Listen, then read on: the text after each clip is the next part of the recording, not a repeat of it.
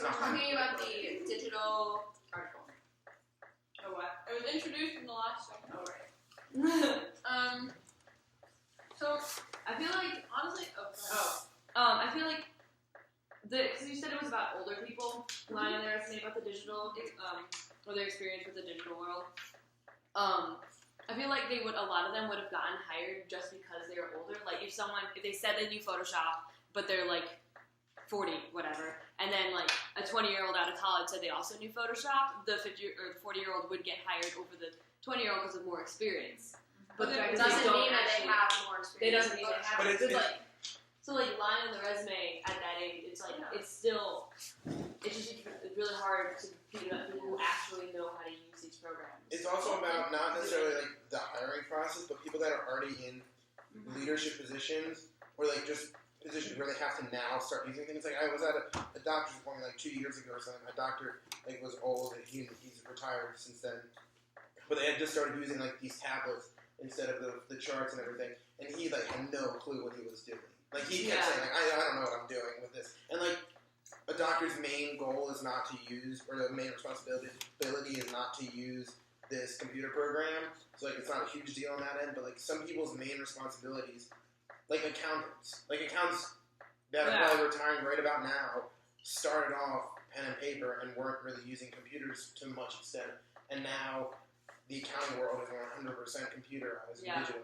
So like it's hard. The harder it is to learn new things, especially with technology. Like, I don't know about you, but my parents are really bad at learning new technology. Yeah. It takes I them always so my iPad to long. my grandmother. It took me 3 hours, and it was a shuffle, so it had like 5 buttons. And I think, like, the tricky thing about that is when you're already in a company, and you're like just being promoted, and they expect you to have like the skills to do that job. But as the company changes around you, like we were talking to the guest who came last week to talk about like interviews and stuff like that, and he said like, he was working his way up the company, and then with hiring manager and stuff like that. But like as you're in that company and the company's changing around you, because when he started, they only had like Disney Magic Kingdom, and now it's completely different. Yeah, I wish I'd seen that talk. He was great, but digital. but yeah, he said that like the company changed around him, so I think that's what's happening. They just don't have the capability to keep up with that. And companies are starting to offer classes in these things just so the older people don't fall behind. But that also means that the company has to invest money in like long time workers that they wouldn't have to do if they just hired people. At my mom's school, they have to teach them. They have like classes for all the teachers to learn the smart boards. And like the older teachers, they go, but they just like fight it so much. They're like, "This is stupid. I'm not going to use this anyway." But like, so the schools like are providing the learning or like the teaching place, but the older people, they just don't want to do it. Providing education is all well and good, but people are refusing to learn it. But in some respects, like that's not always true. I mean, not with users, but like in general, because like in my high school, I don't know how old she is, but she was maybe like upper 60s. She was in charge of the technology in the school and buying new things, and she was great at it. Like she learned really quickly how to do things. So some people can learn. Yeah. And also, I think it's big in like at least the theater world as well, because a lot of times, like a lot of the union guys who are older and like run the lighting boards or run the sound boards or things like that are used to an analog board or like a classic switch lighting board, but like now there are these really high tech boards with touch screens and millions of buttons that like it's really hard to learn how to use. So it's a struggle. Great. And now I let's want to say, I think it's silly that we always assume that older people can't learn technology because like that story, people can. Mm-hmm. I just think people have a resistance to it. And the majority of them are just not used to it. But All right. The second to last article we have is Paris calls a halt to outdoor filming of some action scenes, and it's by Arlene Breeden, and it's talking about how there's been a lot of recent terrorism in Paris, and how a lot of movies who like to film in Paris are being banned from filming action scenes in public places because it's such like a sensitive topic, and they don't want to either scare the public or lead the public to believe that something else is happening. I think that's totally logical. I think in the wake of Charlie Hebdo, like, that makes so much sense that they would be wary of the fact that, like, filming these kind of scenes can lead the public to think, oh, it's really happening, and then they're going to have to deal with repercussions. Or or if something's actually happening, the public's like, oh, it's just a movie. Oh, it's just a movie. Like, Yeah. that's the problem level then.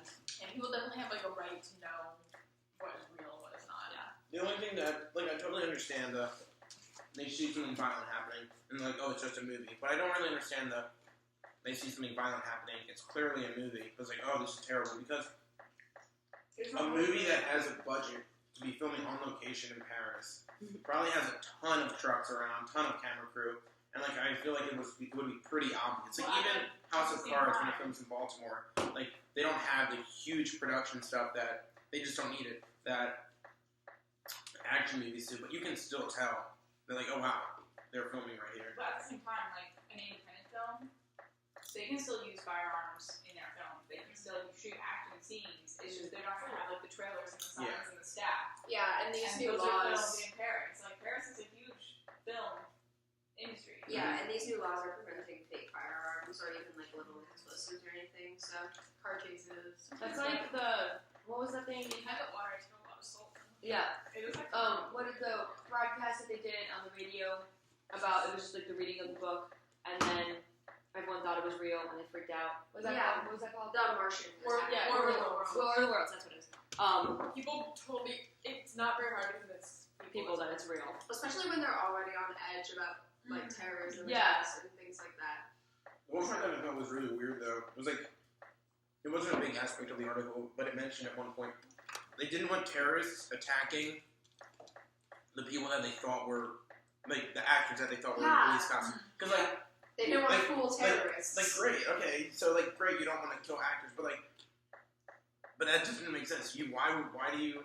I don't even know how to articulate. It's like they're not even like trying to prevent terrorism. They're trying to prevent like the idea. Yeah, it's like you shouldn't want terrorists killing your actual police. Yeah. Not by accident killing people dressed as police. The argument there is that policemen are trained to deal with that kind of thing, and actors are not. Yeah, that's Yeah. It's the same thing as like changing the strength of your rigging rope depending whether or not they're going to be in the audience. Yeah.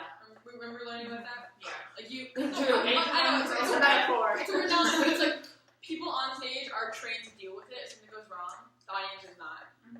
Police are trained to deal with it if terrorists or criminals attack them. Actors are not. Yeah. They would be much a much higher like. So it's not only that they're trained, but they have more room to get out of the way. But that's fine. Okay. And our last article is The Privilege of Privilege, and it's from HowlRound.com, and it's by Deacon Coplin. This article kind of talks about like. Do I summarize it first? Yeah. Oh yeah, this article talks about I don't remember what it says. it talks mainly about this personal experience this guy has with being a white Jewish man, and how he's had a lot of privilege handed to him, and the theater is one place where he can actually learn about other cultures and other experiences without feeling strange or different or uncomfortable about it. Yeah, I think it makes a good point. As long as I think this kind of works. Like you go to the theater to experience something else, something that's not yourself. Yeah. You get out of your own life. That's what theater is all about. And I think it works as long as as long as those other cultures are represented. Yeah. And the representation You has gotta to be make sure that really they're still represented. That their cultures are still represented. As a white Jewish man, good. and like growing up with like a more privileged than most upbringing, like I wouldn't necessarily, and like also being quite involved in theater, I wouldn't necessarily say that I learned a ton from theater. I mean, yes, I learned like working on a show. Like I worked in the Heights a lot, and that was a really big learning experience because I like don't know that culture, but I got to learn about it because like I specifically did research for it. But just going to see a show, I don't know that I would necessarily feel as though I learned about the culture. I definitely did. I definitely got an insight to the culture, but maybe not learned about it as much as you would in a history book or in things like that. And I think he talked about it a little bit, that it's not only learning from theater, but it's learning from, like, you have to actively like seek out the information. Yeah, his And then whole you point can't is be- active listening. Yeah, and then you can't just like be a bystander and let things come to you. You have to like go out and try to learn what other people are doing.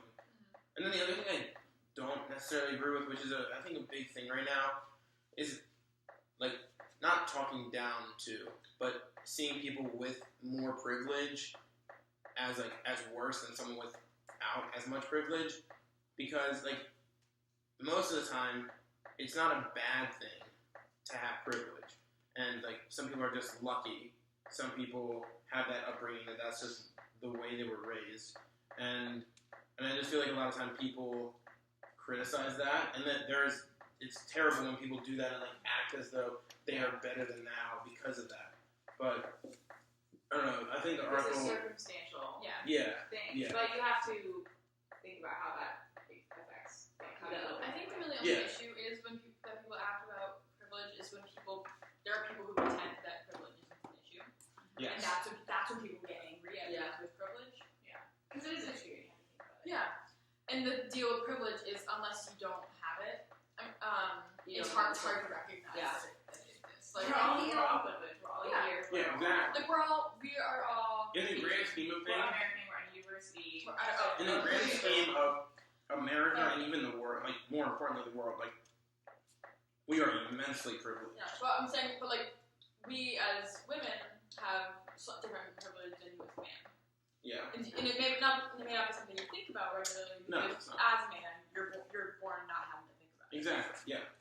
And that's not your fault, but like, it is something that people need to be aware of. Yes. No. Definitely. I'm not really makes a good point about saying, like, we go to experience this, but you still have to be an active listener. Yeah, and theater is definitely an easier way to empathize with the people on stage because you actually get to see people, even though it's acting, you actually get to see them go through an experience in a way that they there's a big barrier between It's like even better you than and a a movie novel. screen if it's a movie or like the pages of a book. Mhm. It's like they're right there in front of you. Yeah, there's like no disconnect. That's our article. Thanks, And that's- Grace. Signing off.